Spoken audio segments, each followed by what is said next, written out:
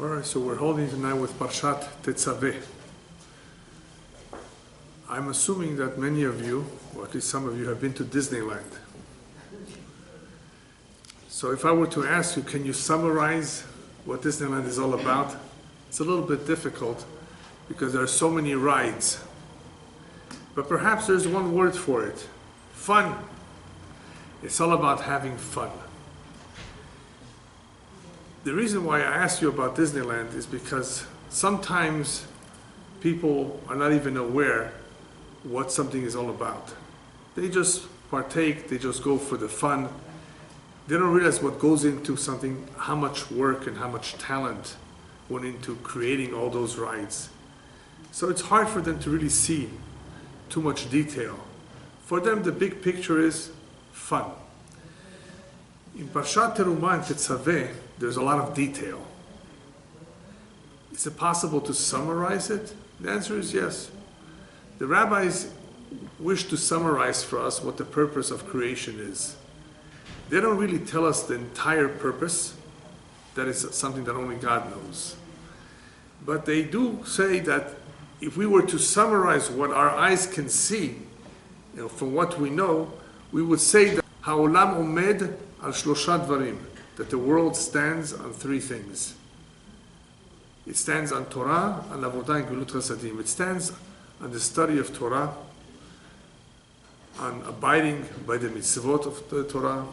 It stands on the pillar of Avodah, the service of Hashem. And the third pillar is the pillar of Gemilut Chasadim, acts of kindness between human beings. The world stands on these three, meaning that without one of those pillars, it would collapse. It will fall apart. Or it would not make sense for Hashem to create a world where either one of these three is missing. So there's a need for each one of them. Torah gives us direction. It's the laws. We need to know how to conduct ourselves. Man lives for 70 or 80 years, and if he doesn't get a head start in understanding just a little bit what is expected of him, he's going to make a lot of mistakes. The Torah gives direction for the Jewish people, but it also gives some direction for the non-Jewish world. It is supposed to be a light unto the world.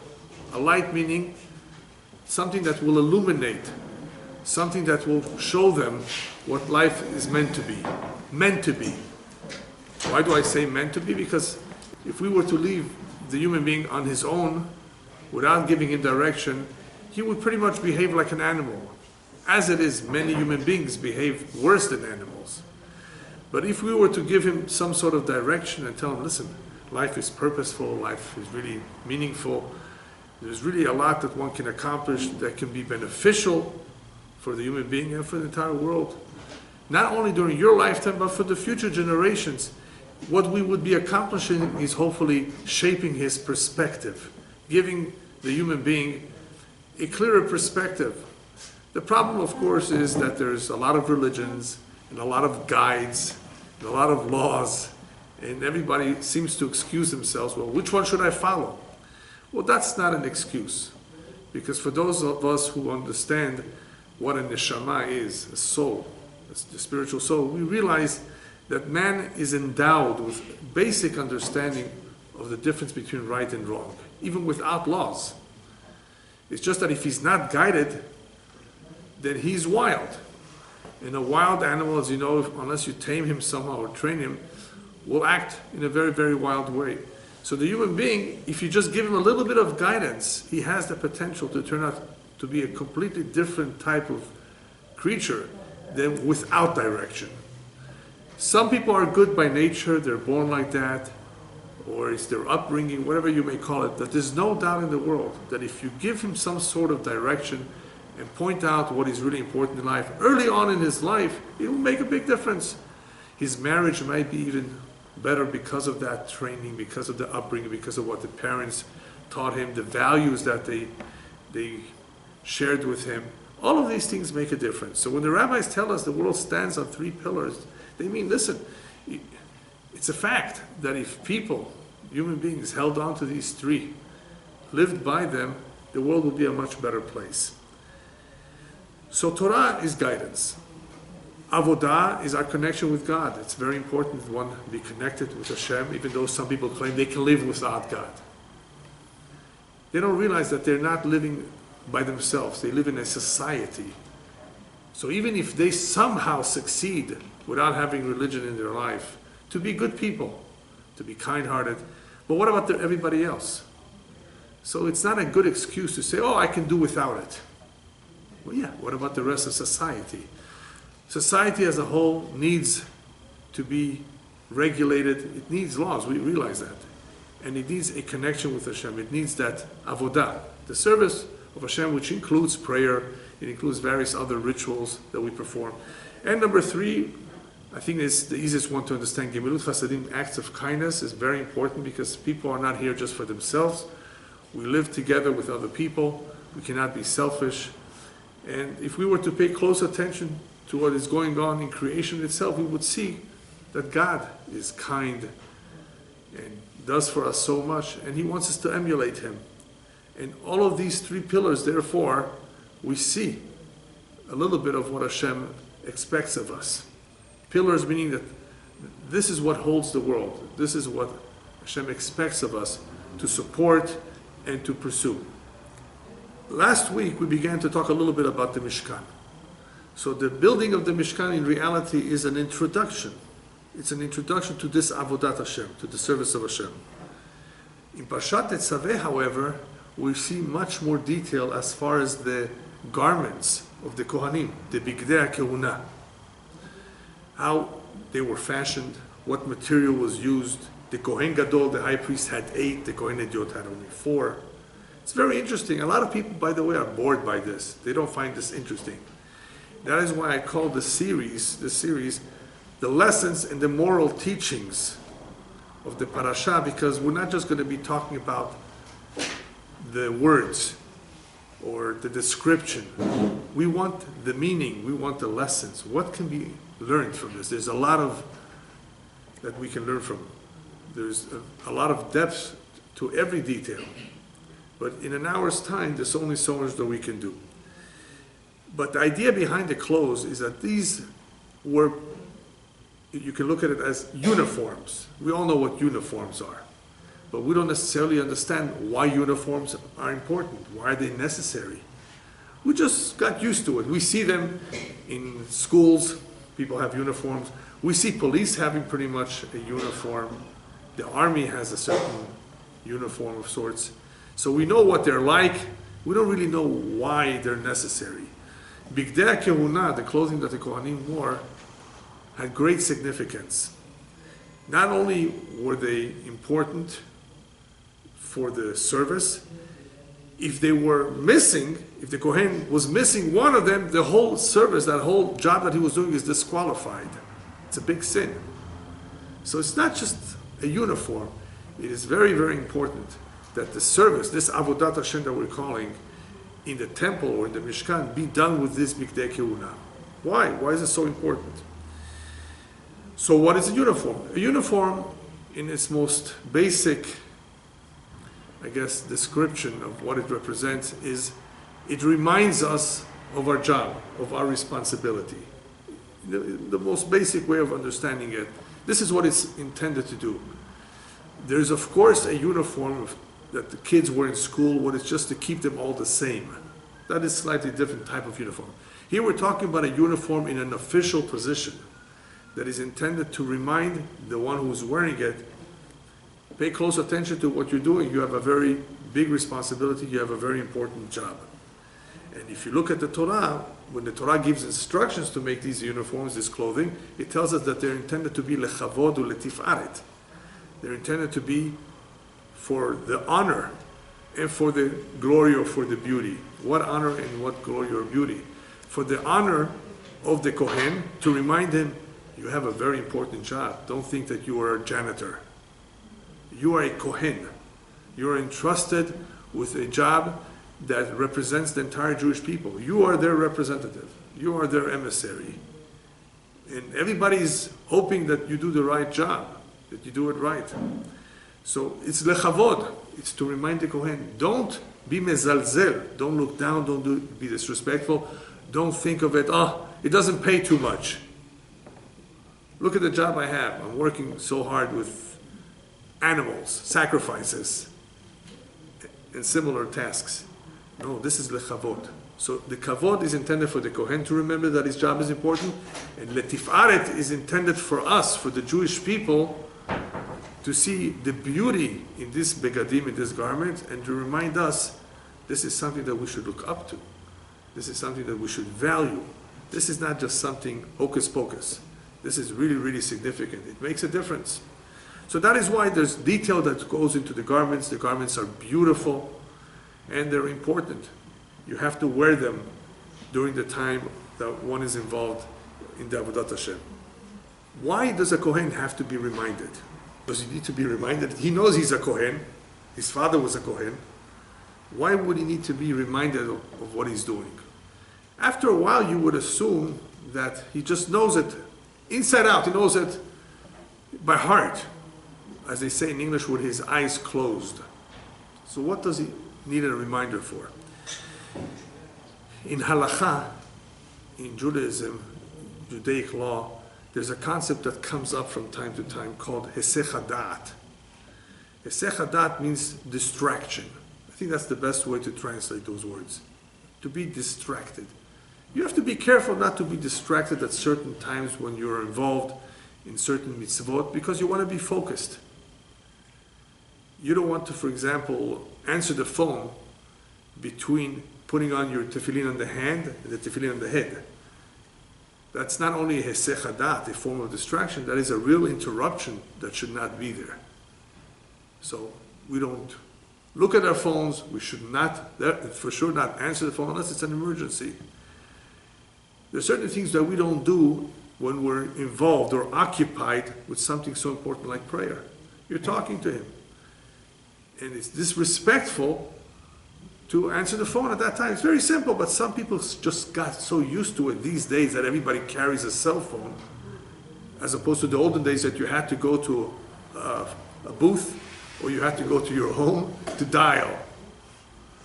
Today everybody carries a cell phone, so they think it's just second nature. Let me pick it up. This is the time of prayer. You cannot afford to have hesech hadat, to be distracted from what you're doing. You were given now 40 minutes or so time to pray the Shachrit, or a few minutes for Mincha, a few minutes for Arvit, the night, the afternoon, the night prayers.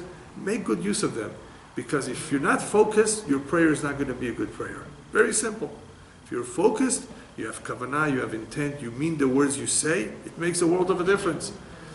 People say, yeah, but I don't see the difference. You don't see the difference, obviously, because you don't have spiritual eyes. And you're not in touch with heaven to see how the words made a difference. But we know words make a difference. The tone, whether you said it with a smile, how you said it, loud or quietly, talking. We know that these things make a difference. People can see if you are serious or not. People can see if you care about them. All of this can be seen with words. So if we are distracted and we're not paying attention, not looking at the person while we're talking to him, people don't like that. So hesech hadat, this concept of being distracted, is very significant in the Avodat Hashem, because if a person is too distracted, he disconnects. Instead of connecting, he actually disconnects. What happens when the Jew disconnects because of hesech hadat, for example?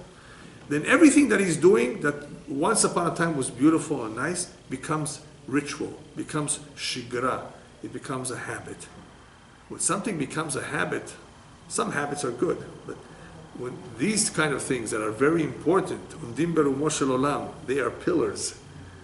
When they become just habit, then the prophets call that mitzvat anashim melumada. The prophets talk about this. They chastised us. They rebuked us for this. Your rituals have become just plain rituals, not really meaningful. You don't really mean the words you say. You just want to get it over with.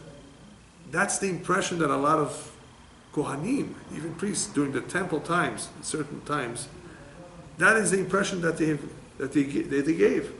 They were perhaps more interested in the money, It was a very political job. There was a lot of issues, a lot of problems in those days.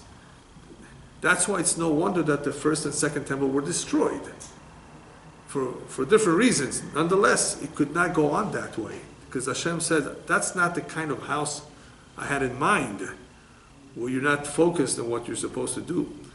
Instead of strengthening that connection between the people and Hashem, the Kohanim were distracted, not paying attention to the details. So, Hesech Hadat, anytime one is distracted in doing a mitzvah or in the service of Hashem, it causes a weakening of that connection. However, to be focused is not enough. You also need to be constant or consistent. So you will notice, if you read Parashat Tetzave, you will notice the word tamid. Tamid, always, in Hebrew, appearing, whether it's in the menorah, whether it's the korban tamid, whether it's in the hoshen associated with one of the garments, the word tamid is there. Whoa, what's tamid? You could say every day. No, it's emphasizing another important condition for strengthening that bond between the Jewish people and Hashem, and that's called kviut, tamid. Be constant, be regular. Because if you're not regular, even though you focus at times, you come, you cry your heart out, yeah, but it's not every day. So what if it's not every day? No, it's important that it be every day, because that's also, the constancy contributes to that bond. If it's not constant, it's just once in a while, it loses its effect. Now, what's interesting is that when it comes to relationships between human beings, you don't want to visit your friend every day. He's going to get sick and tired of you. Shlomo Amalek says that. He says, uproot your feet from the house of your friend. Why? Because he may be too full of seeing you. He might be so full or satisfied from seeing you so much, he may come to hate you. So, some good advice is that when it comes to human beings, you don't want to see them in their homes too often, because then it becomes nothing special. We're not talking about family, of course. Family is family. You want to see each other. You want to participate in the simcha of the other. But friends, some people don't get the message that they're not always welcome. The people sometimes don't know how to tell them, you were just here yesterday. It's like food. You eat something over and over again. After a while, you get tired of it. You can't have it. But that's not with mitzvot. With mitzvot, we have something to accomplish here. We need to accomplish. We only have so many years that each one of us got. And we need to accomplish. And the more the better. The more we can accomplish, our bank account upstairs will be better, will be bigger, will be fuller. It's very simple. It's logical. Plus, the more constant we are, we're not going to lose touch with it. On the contrary, we will get used to it and we will enjoy it more and more. So this is another important condition, not only to be careful with Hesech Hadat, is to make sure that whatever we do that means a lot to us, we do it tamid. A Jewish woman lights candles tamid, Erev Shabbat, on Friday. If she misses, it's no good. So you have to be careful never to miss. There's all kinds of stories of people who were challenged because either they did not have money or they did not have the means to be able to perform a mitzvah, and they felt bad. This will be the only time I missed out this mitzvah. How could it be? And they prayed, of course, to Hashem, and Hashem helped them. Somehow at the last minute, either they found the money or somebody offered them the opportunity to do this mitzvah. It really means a lot to make sure that we don't lose the opportunity to do a mitzvah, especially a mitzvah overet, a mitzvah that comes and goes. Poor man comes to your door. If you tell him, come back tomorrow, he may not be there tomorrow. He may need the money now, and if you're telling him, even if you have a good excuse, just remember that mitzvah opportunity may disappear, may no longer be there, and you missed out. Think about it as you just lost $1 million. The same thing. It's even more than $1 million. But people don't understand that when we're going to talk about it towards the end. Why people don't see the mitzvah as $1 million. They should, because if they did, it would make a big difference. They wouldn't miss. So what do we have so far? We have Hesech Hadat, not to be distracted. The Kohen needs to be reminded, needs to be focused. He has to do certain things tamid, he has to do things on a regular basis. And he needs the regularity so that he continuously remembers what he needs to accomplish. Not so much only so that he gets used to it, but also that he stays focused. The best way to understand this is with road signs. Imagine you're going on the freeway. You're going for a big trip. You're not paying attention to the road signs. You're not going to get off the right off-ramp. You're going to lose the opportunity to get to your destination. If you only find out an hour or two later that you should have gotten off an hour or two ago, what a waste of time to go all the way back. That's why it's important to pay attention to road signs so that we don't make such mistakes. So we need reminders. We need reminders, and they have it in big letters so that you don't make a mistake. Sometimes it's confusing in the freeway. People need reminders. So the Kohanim would also need to be somehow reminded, for example, with the stones that the Kohen Gadol, the high priest, had on the breastplate. He had the names of all the tribes. He says, I'm praying for all of them. I have to have them all in mind, not just my family. Yeah, the Kohen has a family. Maybe he's thinking about his family. No, you're carrying all 12 tribes. A reminder. And you think only the Kohen has a reminder? We have. The men, Jewish men, have a reminder every day with the tzitzit. Uritem oto uschartem. And if you see it, right? You're wearing it, you're seeing it, you will remember the mitzvot. We need reminders. Kohanim need reminders because they have a very, very sensitive job, much more than the average Jew. Where else do we see the importance of remembering? With Amalek. If this would not be a leap year, a Shana Meuberet, we would be reading Parashat Zachor around now. About Amalek. And what does the Torah tell us about Amalek? Destroy him if you can, because he's out to destroy you. And remember what he did to you, and don't forget. The Torah is telling us, remember and don't forget, because this is serious. Amalek is serious. Amalek is a threat to all of humanity, not only to the Jewish people.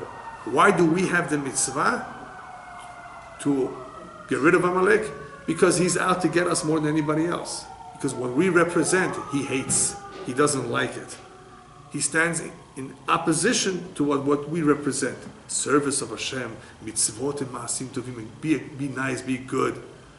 If you read Mein Kampf from Hitler, he says he's proud to be a barbarian.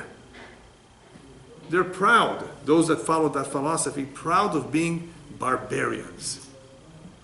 In other words, he's not ashamed of it. So here comes the Torah and teaches exact opposite philosophy or way of life than Amalek. And people, when they read the Torah, those who especially who are not Jewish, and they see the mitzvah of destroying Amalek, annihilation, they say, how could the Jew do that? Well, look at the rest of the Torah, and you tell me if that is what the Torah is really preaching, to annihilate others who don't think like you. And of course not. On the contrary, the Torah teaches about caring, about being sensitive to others, regardless of their religion. So if it points to Amalek, then there must be some reason for it. So if people were to dig a little bit deeper into the mitzvah of the Torah, into the logic and reasoning, they would see there's obviously some very good reason for destroying this nation. The job can never be done anyway. The Torah is reminding us that it's only going to happen when Mashiach comes. Hashem is going to have to do it. Evil, which is a synonym for Amalek in a sense, will exist until Mashiach comes. Just get used to it. Do whatever you can to not let it interfere in your life. And if you have any say in the matter, obviously, get rid of them. It wasn't done, unfortunately. Who had an opportunity to do it and did not do it completely? Shaul. What happened? Shaul got confused. Why did he get confused? Well, he said to Shemuel, Shemuel, I just couldn't kill all the animals. What a waste. We can use all the cattle of Amalek, which by the way has to be destroyed too, everything has to be. We can use it for ourselves, for our sacrifices. It's lo chaval, as we say in Hebrew, lo chaval. Isn't it it's a waste. And what does Shemuel tell him? Tell me what's more important, the animals or to do what's right in the eyes of Hashem? Since when do you start making calculations, cheshbonot kaele, of chaval? What a shame, what a waste. Just follow his law. What did he say? Oh, I was afraid of the people. Politics. What are people going to say? I had pressure. Now, we can never judge Shaul. He was a tzaddik. He was a very, very special soul. So we don't know what we would do, so we're never going to judge him. But we have to learn from it. If there was nothing to learn from it, it wouldn't have been documented. Everything that's documented in the Torah, in the Tanakh, in the entire Tanakh, is for us to learn from it. There's something to learn. He made a mistake. The mistake was not following Hashem's clear instructions. Don't get confused. Don't be distracted. So that's what happens. The evil inclination, of course, the Yetzer Hara, that's his job. Distract you. Have fun. Enjoy life. They tell you you only live once. That's what they tell you. So therefore, what is the average human being going to think? Oh, I better enjoy myself. Really? So Shaul HaMelech makes a mistake. And it costed him, of course, his reign, his position of being king. So when the Torah tells us, be careful to focus on the threat of Amalek at all times and not to forget, it's basically telling us, don't lose that sensitivity for what Amalek represents, for his threat. Don't say, it's okay, he's a nice guy now. He wants to make a peace treaty with us. The Torah says, don't believe him. Don't forget what he did in the past. But that's in the past. Yeah. But the past should teach you about the future of Amalek. So you may say, okay, we don't know who Amalek is. That's true, because today it's a little difficult to know who Amalek is. And I have a whole lecture about this. So I'm not going to repeat myself. If you want to know a little bit more of who Amalek is, it's available on the internet. Why is it such a mitzvah to destroy Amalek? And who is he today? Can we recognize him? And the answer partially is yes. But I'm not going to say now. I don't want to mix the two topics together. Just bring out the point that Amalek continues to be a threat, just that he wears a different uniform today. Today he looks different than he did 2,000 or 2,500 years ago. So you may not be able to associate him with anybody in particular because he's all over the place. Basically, it's a certain character, it's a certain philosophy that is against the Torah in every way possible. Evil. So if you see evil in the world, real evil, there may be some Amalek there. So don't lose that sensitivity to that threat, therefore remember it. So we're being told, remember, not forget, so that we realize at all times this is a constant threat. In Parashat Tetzave, in Terumah as well, we see that the importance of focusing on the job, especially of the Mishkan, or the tabernacle, involved the women as well. That also says a lot. The fact that we're involving everyone, men and women, means that this is of great importance to Hashem. The building of the Mishkan, the building of the house of Hashem. They're involved. So why are we involving them? Not only because it's important, because the Torah is teaching us. Remember, these are lessons. Everyone counts. Every Jew is important. No one should come and say, it's going to get done without me anyway. They don't need me. There was once a little town that was known for its wine. And the king wanted to come and visit them because he heard that this wine was very, very special. Maybe it was Shirazi wine. But he wanted to taste the wine. He wanted to see how they make it. So they all got together on the day that the king was arriving, and they prepared a barrel where each one, because they made their wine in their homes, would contribute a little bit to this barrel. It was a big barrel. So everyone would bring a little bit of the wine, and together they would have a nice amount of wine. As the king was coming, they all got ready for it. The problem is that even though they got ready, they dressed up, some of them brought water instead of wine. They figured, well, everybody else is bringing wine, So it won't be noticeable if I put a little bit of water. So even though they got ready to greet the king, they did not really participate in the making of the wine. The problem is it wasn't one guy. Everybody thought of the same idea. They all put water. So when the king opened up the barrel, the faucet, and tasted, he says, this is water. It was very embarrassing. But this is quite common that sometimes people try to get away with it. It's okay, it's going to be done. Let other people worry about it, let other people do it. If everybody's going to think like that, nothing is going to be done. Involving everyone, the men and the women, reminds us that everyone has what to contribute. Everyone is important. No one should say man is more important or women are more important. Everybody's important. Everybody contributed. It's something that's important for the entire Jewish people, so Hashem wants everybody involved. But why is there an emphasis on the women? Why emphasize them so much? The Jew is being reminded the women played a very important role in Geulat Mitzrayim, in the Exodus. They had a very important role in that Exodus. That means getting the Jewish people out of that exile, in part, the credit goes to the women. Why? Hashem did everything. He performed the miracles, that's true. But how did they survive spiritually in Egypt? They continued to procreate. Which man had the calmness or tranquility or state of mind to want to have children when those children are going to go to slavery, they're going to be killed? The men therefore were not thinking that that was such a good thing to do. They were easily discouraged. It was the women who encouraged the men.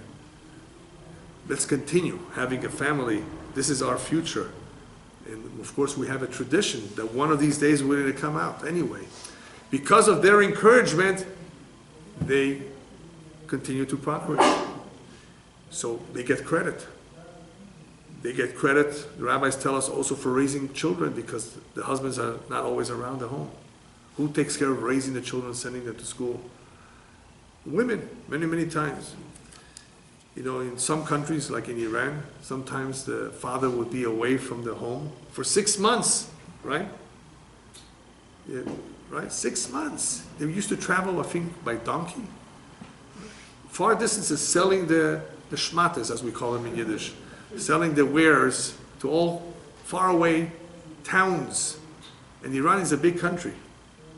Yeah.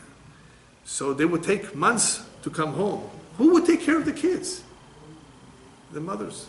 They get a lot of credit for raising the children, for providing for them, not only food and sustenance, but also Torah, whatever little bit they knew. The rest, of course, was done in the school.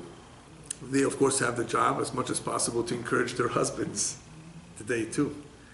Because the men come home, they're tired. They're not interested in going to a shiur Torah.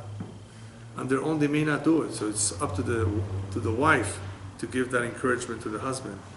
And he'll realize this after many years that he's gained a lot by doing so. What else? The women did not partake in the making of the egel. We'll be talking about the golden calf next week, Parashat Ki Tisa. The men came and asked for the women's jewelry, the gold. We need gold to make this golden calf. No way, you go fetch your own gold. You give your own gold. We're not giving you our gold, our jewelry. So that's also to their credit. Besides all of this, the women were very good in some of the jobs of the Mishkan. To weave. Men usually don't know how to weave.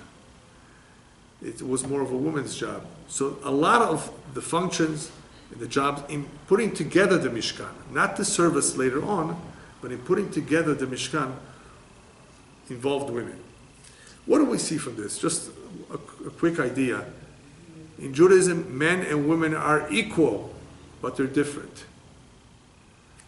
Very important idea here. Equal but different. There's nothing wrong with being different, we're just different. But equal. And because we're equal, no one should say that Judaism looks down at women. It's not true, it's totally not true. Just because there's a blessing that we say, the men, every morning, Shelo asani isha. We're thankful to Hashem that did not make us a woman. Of course we're thankful. Which man do you know that wants to give birth? It's painful. That's not the reason we say that we're thankful. We're thankful because we have the opportunity to perform 613 commandments. 613 commandments. There were two people that came for a job interview on, is it Hill Street in 7th, the jewelry district? Somewhere around there.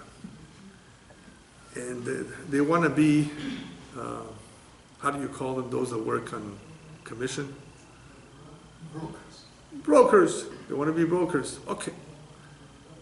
So the boss gives one of the two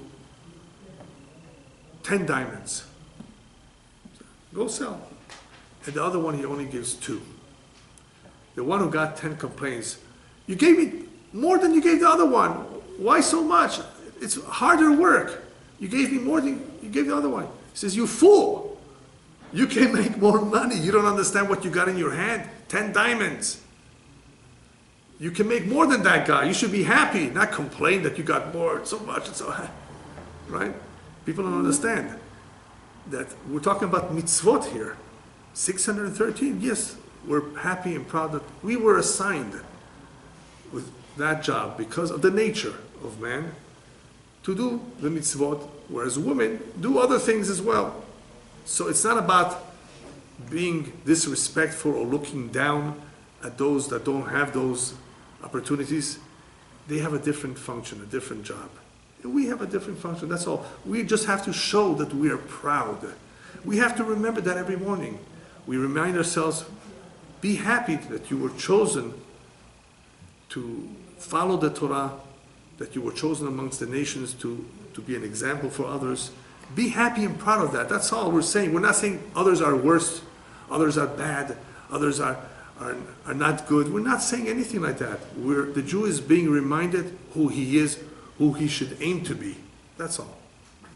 The woman, of course, has an important job when she gets married to lehashlim et hazachar, to complement him, because the two cannot survive well on their own. A man could not just do everything. Cook, raise children, work. It's just impossible. So Hashem basically what he did was he delegated. He distributed the various functions in life to different people. So the wife received certain functions and the husband received other functions. That's all. So that they together can have a beautiful family where each one has a different role to play, but they're still equal. All right, now that we understand that everybody was involved and everybody contributed towards the building of the Mishkan, we've come to a very important concept that very few people understand. In this parasha, there is an emphasis that the main people that Hashem wanted to be in charge of the various functions and jobs had to be Chachmei Lev. When one reads the parasha and he says, Hashem wants Chachmei Lev. Chachmei Lev means those who are wise in the heart, to create all the kelim, all the vessels to build the Mishkan. Why? What is Chachmei Lev? Since when is Chokhmah, wisdom in the heart? Wisdom is in the head. What kind of a term is Chachmei Lev? You don't find this anywhere. Chachmei Lev? And Hashem says, no, these are the people that are going to do it. Not only are these people the ones that are going to do it, I'm going to give them Chokhmah. I'm going to give them a lot of wisdom so they should be able to accomplish this. So what is this all about? A very important condition, apparently, he says, I need Chachmei Lev. Literally translated, the word Chachmei Lev means talented.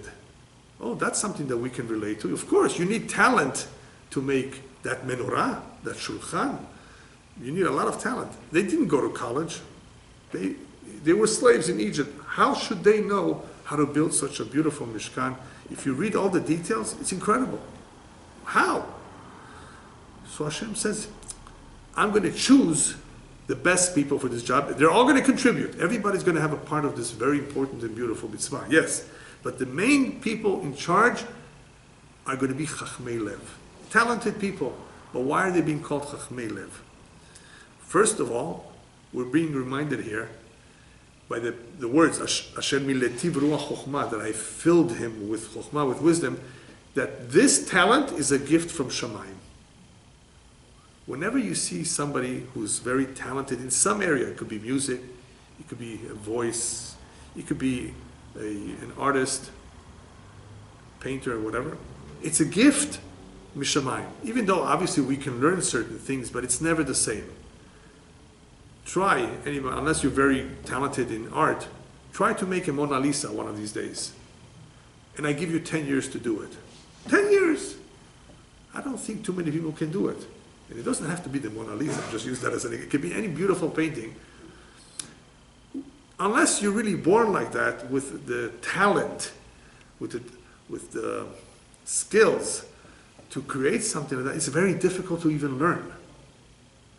It's very difficult to learn. Of course you can learn to become a painter and draw something beautiful, but it's never going to be the same as someone who's talented. I'll give you an example. I play piano. How do I play piano? Because I studied. I read the notes and I can play. There are some people that play by ear. They don't have to look at notes. Let them hear a song and they'll start playing. How do they do that? They're not reading notes. In Hebrew we call it a chush. It's a certain skill that they have that they're just able to pick up and move their fingers around and play beautiful music. We must recognize, therefore, that when someone received a gift mishamayim, what is it? Why? Why did he get it, not somebody else? Because perhaps that's part of his mission in life. If somebody has $1 billion that Hashem somehow made him have, obviously that's part of his mission. Let's see how he uses that money. He's been entrusted the money of so many people because he has more than them. Not because he deserves it necessarily, because he has a mission. Most people with that kind of money are not going to think like that.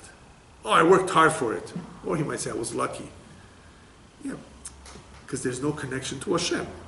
And even those who have a connection to Hashem are not going to always remember that, because the evil inclination for money is very, very powerful. Remember John Paul Getty? Very wealthy man. They asked him, John, how much is enough? He says, just a little bit more. Ohev kesef lo yizba kesef, Solomon tells us. Whoever loves money is never going to be satisfied. He's always going to want more, more, more, more. What for? It's just that the evil inclination when it comes to kesef is very powerful. It's one of the most powerful inclinations that people have. So here, the Jew is being reminded, Kibalta matana mishamayim, you received a gift from heaven, a certain skill or talent. Use it for the right things. Use it for the Mishkan in this case. But not everyone received this gift. You have to be worthy of it. You have to be qualified, of course, but you also have to want it. People who had the willingness to help, Hashem helped them. Somebody that hesitated, didn't want to have anything to do with it, was lazy, Hashem would not give him all this chokhmah because he's not predisposed for it. He'd rather not do it. So who does Hashem give chokhmah? To somebody, of course, who's worthy of it, but also somebody that wants to do it. Betzalel, who was a young man, I think about bar mitzvah age, he was the main guy in charge. Why did Hashem give it to him? So there's various midrashim why Betzalel was chosen. But one of the explanations is he very much wanted. He was excited about it. He wanted somehow to be involved. And Hashem says, this is the type of people I want. Those who are excited and want to do it. Then I'm going to give him the know-how. But I need people who really want it. Now, because if there's no willingness to help, if there's no willingness to really do it for the sake of humanity to help them, then knowledge could be dangerous. Where do we see that? The nuclear bomb.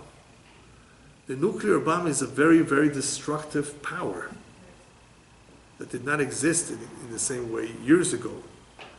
Man has tremendous power. He can destroy the entire world today. Depends what his intention is. So knowledge, the knowledge that people have to create that is not enough. It's very good that people have knowledge, but how are you going to use that knowledge? You know that very, very smart people rob banks sometimes. They dig a tunnel in the sewer. I'm sure you heard such stories in the news. It takes some intelligence. It takes someone being very crafty. But to do what? To steal. He wants to steal all this, the contents in the safe of the bank. So he's after money. He's using his intelligence in a very negative way. Nothing has changed. As Solomon tells us, "En chadash tachat hashemesh." There were always thieves. There were always corrupt people. There were always evil people. And of course, we always had good people too. But stop and think. If you were given this talent, how are you going to use it? So, the Kabbalah teaches that when someone sees a certain predisposition or a certain skill, it could very likely be that the neshama is telling him, this is what you need to do. Yeshlo meshicha lemashu. Something is pulling him in a certain direction. It means that from Shamayim, they're telling him, this is where you need to be. You're the one to do this job. Yeah. There's other people who can do the job too, but perhaps you are more qualified. So that's how someone should think. That if he's being pulled to do something, Hashem gave them a certain skill and talent, perhaps he should use it in a very productive way. And that is the meaning of the pasuk, kabed et Hashem mehonecha. The rabbis interpret that, give honor to Hashem from your wealth, from your fortune. What does it mean, mehonecha? Mikol asher Hashem chananotcha, they say. The word honcha can also be interpreted chanan, from everything that Hashem has endowed you with. If you have a good voice, be a chazan. Read the Torah. If you're very good with people, you're patient, help out. Be a counselor of sorts. There's a lot of need for all kinds of skills that people have. The problem is that some of these people that may have the skills are busy trying to make more and more money, because that's what they're in love with. You don't realize that you have the ability to help the community, help people in some way. You're a good cook. Anything. Use that not just to provide for your family, of course, but use that in any way you can to be helpful to others. It could be that that's part of your mission. So chachmei lev, therefore, means what? Wise in the heart, because they have a heart. They want to do it. They're sensitive. Ichbat lahem, we say in Hebrew. They care. Hashem says, these are the type of people I want, and these are the type of people I'm going to invest in. I'm going to give them the skills that they need because they care. I'd rather give that intelligence to people who care and want to do it than to those who don't want to do it. You want to have an idea of who doesn't want to do it? Bureaucracy. If you were ever involved in bureaucracy, in other words, if you had to depend on it, you know what I mean. You go to an office, oh, sir, you have to go down the block. You go down the block, oh, you have to go back to that guy. But he told me to come to you. No, you have to go back to him. And then come back tomorrow. And then you need this paper. If there's somebody that cares out there, in 5 minutes, he can take care of it for you. Sit down, I'll take care of it for you. I'm going to make a phone call. I know exactly who you need. I'll take care of it for you. How many people have you seen like that will take care of it? They send you off. They don't want to deal with it or come back tomorrow. Why? Because they don't care. They don't care. That's the only explanation. I actually should say they may not even know that they can help you in 2 steps. They also may be ignorant. That's also true. If you really care, learn. Figure out. Do you have a book of the phone numbers? Is there any way that I can get more help from you? Do I really have to bother going there? Don't know anything about that. This is what I'm trained to do. Fine, you're trained to do this, but is there any way that you can help? After all, you have the phones, you have the phone numbers. Some people care, some people don't care. Unfortunately, there's too many people that don't care. So Chachmei Lev reminds us that Hashem wants people who care about this job, not just anyone. It is in those people that He implanted the chokhmah, the skills to do the job, because they want to help. There are some people who love what they're doing. It makes a difference. If you come to them, they enjoy doing their job. They enjoy doing their work. It makes a big difference. If somebody just does the job because he wants to get paid, that's not not good. There was once somebody that came to the Chazon Ish, Rabbi, I'd love to be a teacher. I think that's a good profession for me. He says, why do you want to be a teacher? Because they say it pays well. You're not going to be a good teacher, he tells him. Don't be a teacher. I don't want you as a teacher. Why not? A teacher should be someone that wants to teach kids, cares about them. You're doing it because it pays well.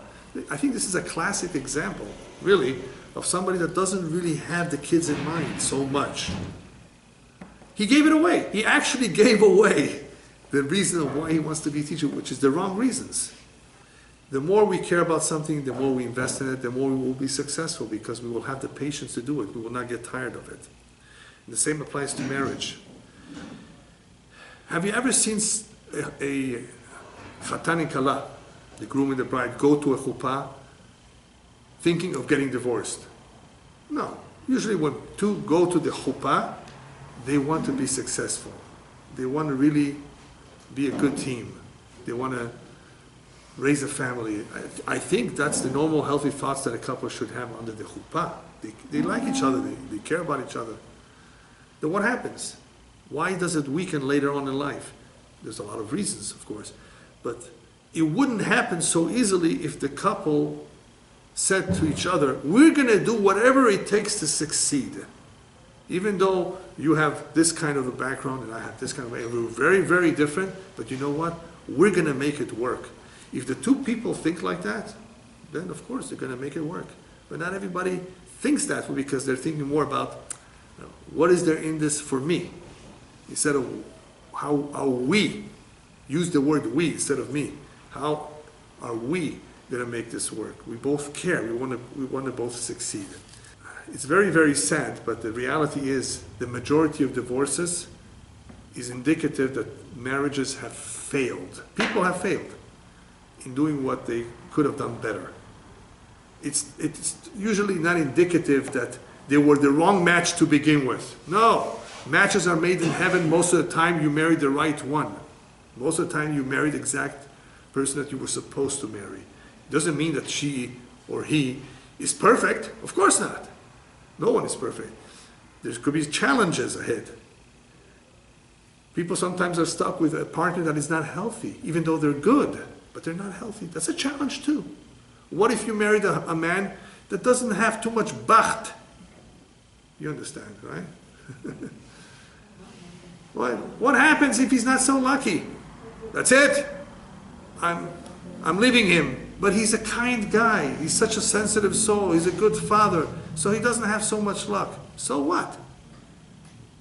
Look at the positive. If people really cared and they want to succeed, they would try harder. People today are not trying hard enough. So now we've reached a very important question. So where do we learn this echbatiyut? Where do we learn this care about? Where do we take it from? Rabbis tell us, Ezu chacham haro'et hanolad. Who is a smart man? One who foresees the future. Not sees, foresees. Foresees meaning that before things happen, you can already foresee what will happen. So if you consider the consequences of your actions, you're a chacham. Your decisions are being based on calculating or considering the future, the various possibilities. So, Ezu chacham haro'et hanolad. What's the nolad here? We're talking about the Torah, we're talking about the Mishkan, we're talking about the service of Hashem. What could be the nolad over here? That these people, or certain of people here, would be more sensitive and more caring about doing this job than others. What are they seeing more than anybody else? What's the nolad for them? The nolad is very simple. It's the tachlit. What is the purpose of all of this? They are chachamim. You know why they're smart? Because they know what the purpose of this is. They know where this is headed. They know what this is going to accomplish. Therefore, they say, yes, I want to be a part of this. When people are not learned, ma to'elet. What am I doing? What am I accomplishing? Ma yetzelim is it, they say. What am I going to get from this? They don't see the nolad. Do you know what will be of your children if you send them to a Jewish school? You know what difference that will make in them? After they grow up, if they went to public schools, you don't have control over them. You have to pray day and night that Hashem should awaken them to do the right thing. And to just, throughout their life, be good kids. You have to continuously, because you have no more control, not as much. Give them the best you can while they're young, so something will stick to them. Why? Because that's ro'et hanolad. You're seeing, you know that children, whatever they get when they're young, have a better chance to hold on to it. So that's ro'eh et hanolad. So nolad is the tachlit, the purpose of building the Mishkan, the service of Hashem, the connection with Him, made a world of a difference. But if a Jew does not understand what the purpose of all of this is, obviously, he's going to have a hard time. With Amalek, as we said before, Shaul made a big mistake because he did not see the nolad. Why does Hashem want you to destroy Amalek in everything that he has? That's a very important tachlit. Don't you understand what the tachlit, what the purpose of this mitzvah is? If you understand, if you had clarity what Amalek is and what he's trying to do, you would get rid of him. Even if he's a baby. Because that baby one day will be a monster. But you don't know it. You don't know that the baby will be a monster. How do you know? He's a baby. He's an innocent soul. But let's say somebody is able to give you future knowledge that this baby will kill 1 million people. Are you going to kill that baby? That's what the Torah does. The Torah says this guy or this nation is a threat. This is what he will do to you. Are you supposed to sit back and do nothing? Know the tachlit. If we know the tachlit, the purpose of the mitzvah, then we have a better chance of holding on to the mitzvah and doing it right. Amalek wants to cool us off from our emunah. He wants to destroy what we represent. He's a real threat. Don't take it lightly. When a Jew cools off, unfortunately, that's what happens with the mitzvot. We eventually lose the cheshek. A Jew may have been excited once upon a time. He may have been in love with his wife. Same thing. It's the same idea. Why did it cool off? The cheshek cooled off. The ratzon is no longer there. The will is no longer there. He's no longer in touch with it. What remained is only knowledge, perhaps, but a knowledge without a heart. So you have a lot of learned Jews throughout history. You can read throughout history and you will see Jews who went off the path of the Torah. And they were intelligent, yes, but what is good, the intelligence without a heart? If you don't care about it, you don't know the tachlit, then all that intelligence will not help. A lot of intelligent people who just went off the derech, went off the path. How could you go off the path? Don't you know the truth? They know it, but there's no heart. They don't understand the tachlit, the purpose of all of this. In order to keep the cheshek, the pasuk says, Ze kelim ve'am. We're being reminded that cheshek, that desire, that passion that we have for a mitzvah, because it can cool off, just remember, Ze kelim ve'am, beautify it. Spend money on it. Show that you care about it, because otherwise it may cool off eventually. Ze kelim ve'am means don't buy a cheap etrog. Spend money on it. This is a mitzvah. And the more you spend, it's called hidur mitzvah. What's so special about hidur, beautifying a mitzvah? Rabbis tell us there's no reward for mitzvot in this world. We have it in the afterlife. But for hidur mitzvah, you do have sachar ba'olam hazeh. Tehader, beautify it. Don't be cheap. If you're cheap on tefillin, cheap on mezuzah, cheap on tzitzit, cheap on Shabbat, whatever. If you're cheap on the mitzvah, you're basically demonstrating you just want to get by. I just want to fulfill the mitzvah. What's the minimum to fulfill the mitzvah? Give me the smallest. You have an etrog for $5? That's what some people would ask.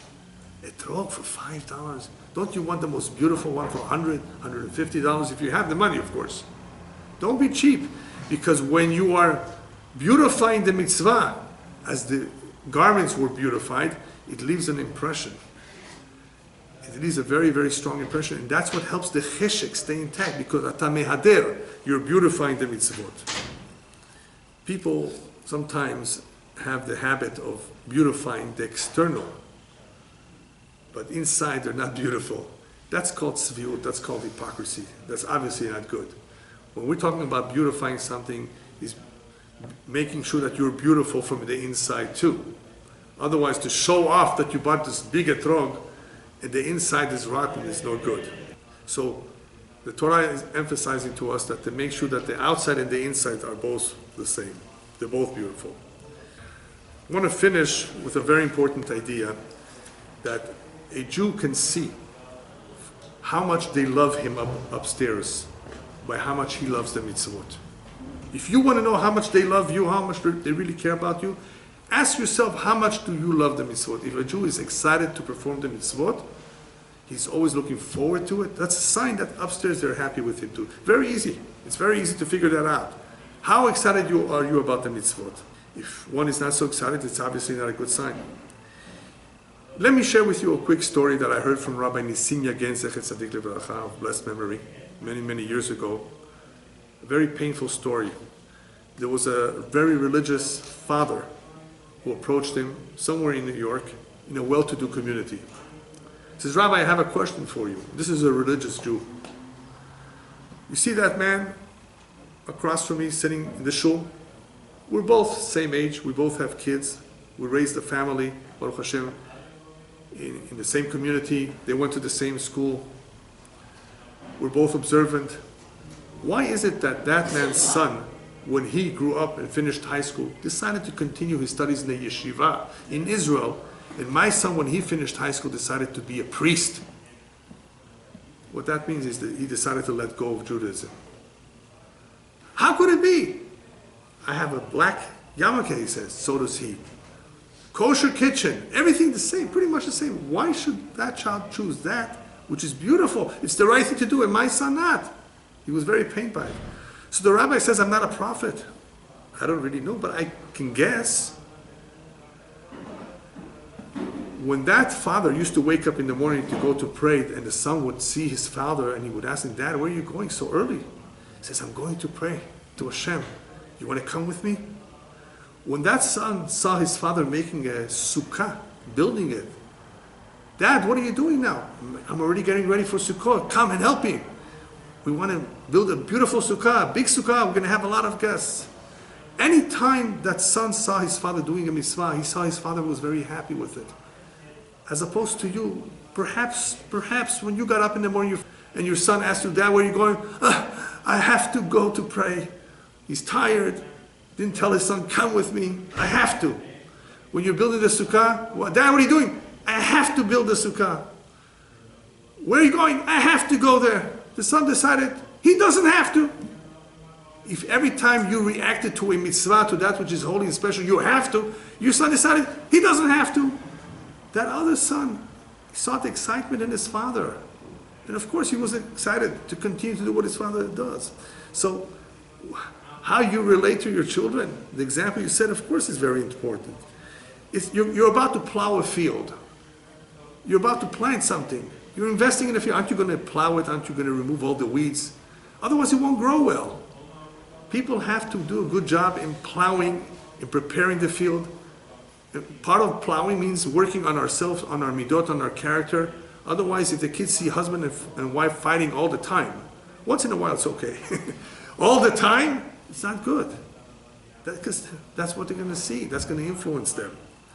But, unfortunately, the attitude is what will make the biggest difference of all. And in order for the attitude to be good, I'm going to share with you a good, very good mashal that will help us a lot.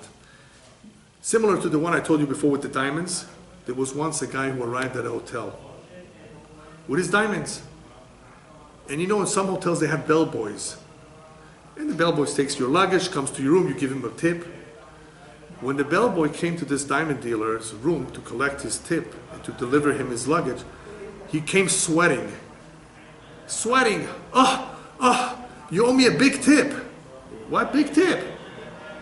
Your luggage is so heavy. What did you put there? Large rocks? Said, you must have the wrong suitcase. Mine, if you know about diamonds, my little suitcase is so small, it barely weighs maybe 2 pounds. You have the wrong suitcase here.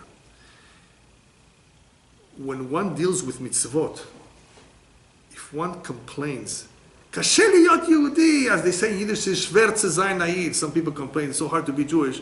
That's not good. You know why he says that? Because he doesn't realize what he has is diamonds. If he were to remember that what he's carrying and what he's dealing with is diamonds, they would never weigh so much. If the mitzvot weigh so much, it's so difficult for me to carry and handle, that's a sign you're looking at as rocks. It's so difficult. How could it be difficult? It's diamonds. That is why David Amalek reminds us in Tehillim, for those of you who want to look it up, it's a very important verse, chapter 112. Fortunate is the man who's God-fearing and loves to do the mitzvot. The mitzvotav chafetz me'od. He very much wants to do those mitzvot. It will make a big difference because Gibor Zaro yeh ba'aretz. His child will be strong. Dor Yeshorim Yevorach. Dor Yeshorim Yevorach means that he will see upright generations. Hon ve'osher beveto v'tzitkato omed la'at. He will have wealth, he will have happiness, and his righteousness will endure. And what those words mean is that everything that he has done will continue to the next generation. Gibor Yezaro means that his son will be strong. Where did he receive that strength? From his dad. What we see from all of this is that everything that we prepare for ourselves, at the same time we're preparing it for the future generations, for our children to come.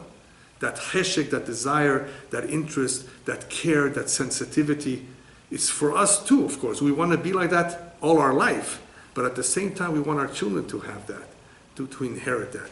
This is a special blessing of sorts that David Amalek is reminding us.